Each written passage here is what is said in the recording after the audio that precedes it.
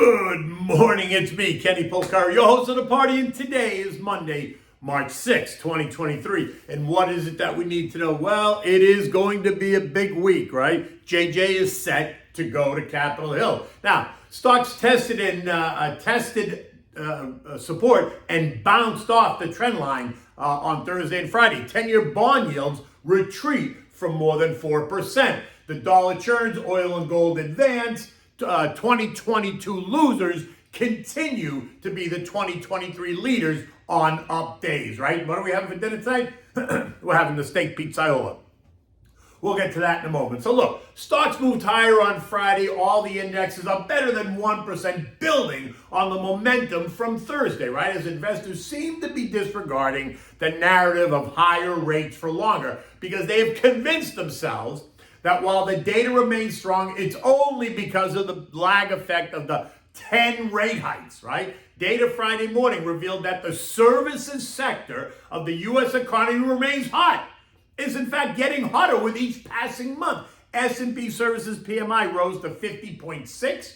ISM Services came in at 55.1, putting them both in expansionary territory. Now, the ISM Services paid data point actually declined, though, coming in at 65.6, which is positive because it suggests that the costs of services are coming down even as services rise, right? Which is a bit curious to me, but that's what they tell us it is, so it is what it is, right? In any event, the data points, along with continued labor market strength, does support the case for ongoing tightening. Yet, the recent comments by the two Fed heads that we talked about last week, Waller, who's a voting member, and Bostic, who's a non-voting member, appear to be putting all of that at bay, right? Remember that Bostic told us that the Fed could possibly pause this summer, which wasn't new news, while Waller said that if the macro data cools down, then he sees a terminal rate of between 5.1 and 5.4%. Which is below what the market has been pricing in ever since we got those very strong inflationary data points in February that drove the narrative higher, right? In fact, it was Cleveland's Loretta Mester is the one that floated the 5.5 to 6% range on the terminal rate, right? Soon joined by some of her other colleagues, St. Louis Jimmy Speed, Minneapolis' Neely Kashkari, San Fran's Mary Daly, Boston Susie Collins. In any event, not one of the Fed members has suggested that the terminal rate will go beyond 6%. So many think that 6% was already baked in. So anything less than 6% is now viewed as a bonus. I mean, it's illogical the way they think, but it is what it is, right? Now, listen, don't forget that both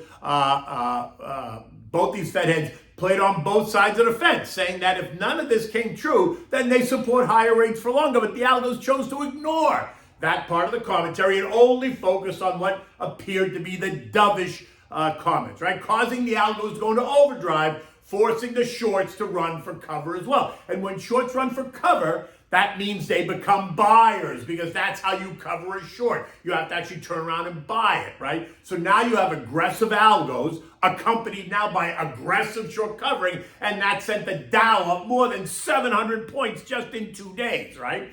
Taking it from negative 1% year to date to just under plus 1% year to date. By the end of the day on Friday, the Dow gained 388 points or 1.2%. The S&P rose 65 points or 1.6%. The NASDAQ up 225 points or 2%. The Russell up 25 points or 1.4%. And the transports shot higher by 70 points or 0.5%. Year to date, though, the transports are in the lead, up 13%, followed by NASDAQ up 12, the Russell and small and mid caps up 9, with the S&P up 5, and I said the Dow's up just 1. Bonds, the 2s, the 5s, and the 10s were all yielding better than 4% last week across the board, while the shorter duration 6-month T-bill was yielding better than 5.1. Now, on Friday, as stocks rallied, the sell-off in bonds abated just a bit, causing yields to fall. The 10-year now falling back below 4% this morning. It's at 3.92. 30-year money, though, continues to rise. It's above 7% again for 30-year mortgages and will likely stay there for the foreseeable future. And that's sure to put some more pressure on housing as we move into the spring selling season, right?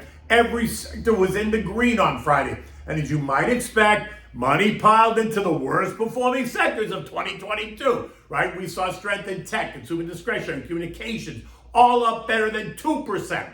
All the other broad sectors, financials, healthcare, utilities, industrials, consumer staples, basic materials, and energy rose by more than 1%.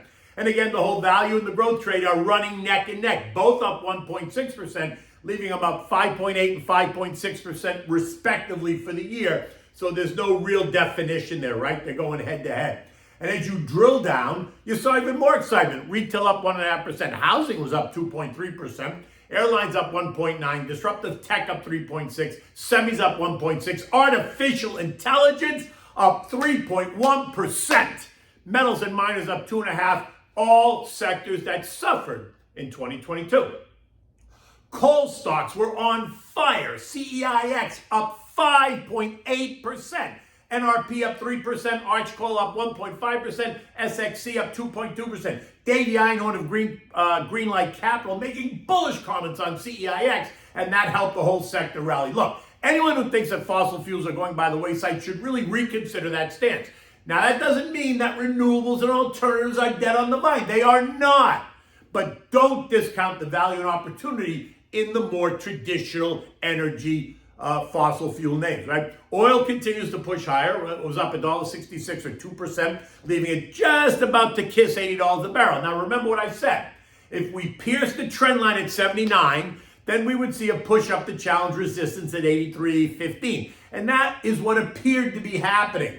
This morning, though, oil is digesting the latest move up, trading at 78.65, just below that $79 trend line. Gold surged by $22 on Friday, up or 1.2%, ending the week at $1,855 an ounce, all while the dollar fell by 0.5% to end the day at 104.52. The dollar retreating on the idea that the expected 25 basis point rate hikes are already priced in and that there's no need to push higher any longer, which I think is a bit premature. But today, that's what they're telling us the story is, so run with it, right? Eco data this week is very full. It includes the biannual Humphrey Hawkins testimony. That's when Fed Chair J.J. Powell appears before both the Senate Finance Committee and the House Financial Services Committee to opine on the State of the Union. It's always fun to watch because none of the elected officials even understand what they're asking or what the answer should be. I mean, it's comical at times. You can't make it up. Expect all kinds of questions on why rates need to rise and why we can't just cut them and bring them back down to zero, right? They're confused on why that has to be. In addition, many are going to pin the blame of inflation squarely 100% in the Fed. Well, I would argue that Congress is at least 40% responsible for where we are. In addition, we're going to get factory orders, durable goods, capital goods ordered and capital goods shipped, ADP employment, the JOLTS job openings, the Challenger job cuts, and on Friday, the all-important non-farm payroll report. So it is sure to be an exciting week from the macro data point and the testimony on the Hill.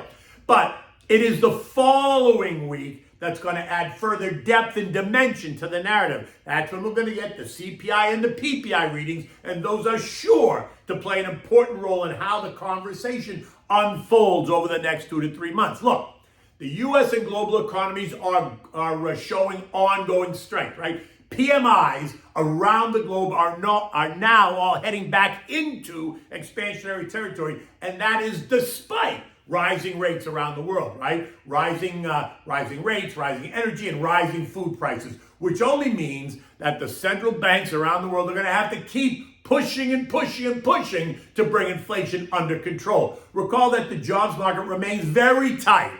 Analysts, traders, and central bankers all looking for clues that might point to rising unemployment or a drop in hours worked or a slowing in wage increases, which would be all indications of cooling demand. But those data points remain elusive, and so the game goes on, right? Many asking, when will those data points respond? Is it 2 months? Is it 3 months? Is it 4 more months? It's been 12 months now since rates began to rise, going higher into the summer of 2022 before the top line numbers started responding at all. And while it is responding, it's not responding the way we were told it would. All the stuff that we need, food, energy, utilities, healthcare, continue to push up, which is the real problem. And until we see those parts of the economy start to retreat, then you can't expect inflation to retreat. The 2% Fed target is sure to be raised to at least 3% to help make it appear as if they're winning. Remember, it's all in the presentation. U.S. futures this morning are flat. Dow futures down 20, S&P is unchanged, and NASDAQ is up 2, and the Russell is also unchanged. As discussed, it's all about the macro data, right? Factory orders expected to be down 1.8%. Durable goods down 4.5%. Capital goods ordered and capital goods shipped are also due out today. Investors around the world are awaiting JJ's testimony that begins tomorrow. Investors are also anxious to see if Treasury yields will continue to retreat after last week's push higher. European stocks are a bit higher, with the exception of the UK, which was down 0.4%. France, Germany, Spain, Italy, and Euro stocks are all up about 0.3%. China hosted the National People's Congress with Xi consolidating his power while setting a lower than expected economic growth goal, and that apparently implies much less monetary stimulus, right? They're expanding their military spend by 7%, science and technology up 2%, and the chip industry is going to expand by 50%. Think Taiwan, right? It's the chip capital of the world, right? A takeover of Taiwan would help meet his goal, taking control of that whole industry. But let's not jump to conclusions just yet, although that's clearly part of the narrative. Markets in Asia mostly ended up. The Nikkei was up 1.1, Hong Kong was up 0.2, Australia's up 0.3, Taiwan was up 0.3, South Korea up 0.4%, while China lost 0.4%. The S&P ended the day on Friday at 4,045, up 64 points, or just over 1.6%. Testing and bouncing off the trend line support at 39.40 that we talked about, pushing up and through its 50-day moving average at 39.87, leaving it like it wants to retest the January highs of 41.90. Recall that on Friday I said that if the S&P pushed higher and moved above the trend line, it would be seen as a technical positive, causing the algos to go into buy mode, and that's exactly what happened. And while I agree that that's true, you can still feel some of the nervousness, and any headline can change the tone on a dime, and you know that. And there's going to be plenty of headlines this week. I suspect that JJ's testimony will be cautious, but open to all kinds of interpretation, and that comes with all kinds of reactions. Was he too hawkish? Was he suddenly too dovish? Is he confident that the moves will accomplish the task? Or is there a hint of nervousness as he tries to control the action, not wanting it to be too optimistic while also not wanting it to be too pessimistic?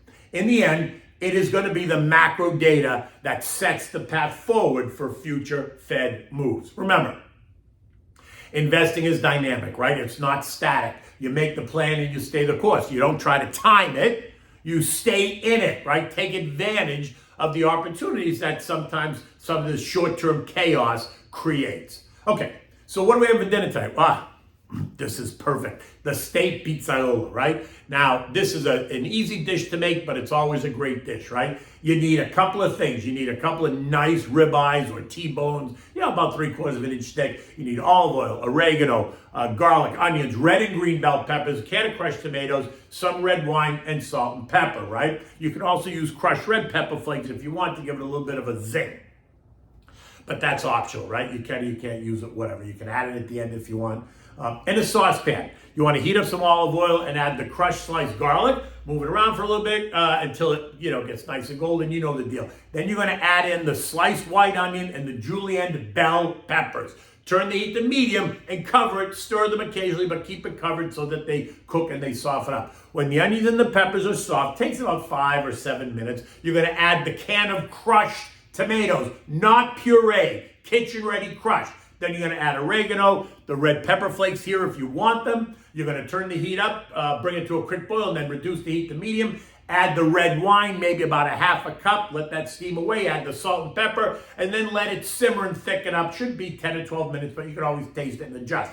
Next, rub the steaks with olive oil, salt, and pepper. Don't drown them, just enough to massage the steaks and prepare them for the hot skillet, right? Now you want to heat the skillet to really high and then add the steaks. And if you have a ribbed skillet, that works best, right? Sear the steaks on one side for 4 minutes, turn them over, continue cooking them on the other side for 4 minutes. Then add the tomato sauce to that skillet. Cover the steaks and turn the heat down to simmer and cook for about another 10 minutes or so. This should give you a nice medium steak. If you prefer a little bit more well done, leave it in there for longer, right? When done, remove the steaks from the skillet, slice it into strips, and then arrange it on a plate, right? Should be enough to feed probably 4 adults. Next, you want to stir the soft sauce in the skillet pan. You want to deglaze it off the bottom, making sure to scrape up any bits that are on the bottom of the pan. Then you want to take the sauce, you want to spoon it over the steak, and then serve it immediately. Present this with a large mixed salad, maybe arugula, Boston bib, and romaine, topped with tomatoes, red onions, cucumbers, dressed in a red wine vinaigrette. And for the wine, for this dish, I would use the Brunello di Montalcino. It's like velvet. You could also use that as the wine you want to add to your sauce, and then use the balance to drink, right? In any event, look at this. It was a beautiful day here in South Florida. It was a beautiful weekend here in South Florida. It's going to be another beautiful day. Not too hot, not humid, just about perfect. You can see through the window out back. The sun is out, the sky is blue, and the day has just begun. Until tomorrow, take good care.